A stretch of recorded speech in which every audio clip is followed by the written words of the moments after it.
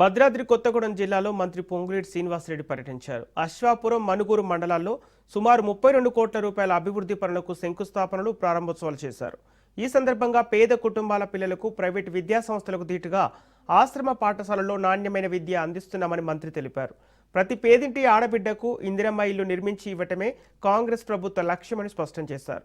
భద్రాచలం, పినపాక నియోజకవర్గాల్లో తొలి విడతలో అదనంగా 1000 ఇళ్లను మంజూరు చేసి నిర్మిస్తున్నామని చెప్పారు. గత ప్రభుత్వం పేదలకు ఇళ్ల నిర్మాణాన్ని విస్మరించిందని విమర్శించారు. ఏజెన్సీ ప్రాంతాల్లో పోడు భూముల వివాదాలతో పాటు గిరిజనులు ఎదుర్కొంటున్న సమస్యలను అధికారులతో కలిసి పరిష్కరిస్తామని మంత్రి పొంగులేటి హామీ ఇచ్చారు.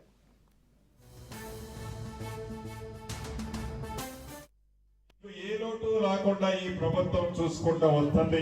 విద్యకి, వైద్యానికి కూడా ఈ ప్రభుత్వం పెద్దపీట వేసి పేదవాడి పిల్లలు, పెద్దోళ్లు చదువుకునే పిల్లలు ఎలా చదువుకుంటారో అంతకంటే మంచిగా చదివించాలనే తపనతో ఆనాటి ప్రభుత్వం ఆశ్రమ పాఠశాలని పెట్టి కోళ్ల ఫారాల్లోనూ, రైస్ మిల్లుల్లోనే కాకుండా అద్భుతమైన స్కూళ్లు, బిల్డింగు, ఇన్ఫ్రాలు కట్టేయడమే కాకుండా డైట్ ఛార్జీలు మంచి పువ్వు పెట్టే దాంట్లో భాగంగా 40% డైట్ ఛార్జీలు పెంచాం మగపిల్లలకి, పిల్లలందరికీ.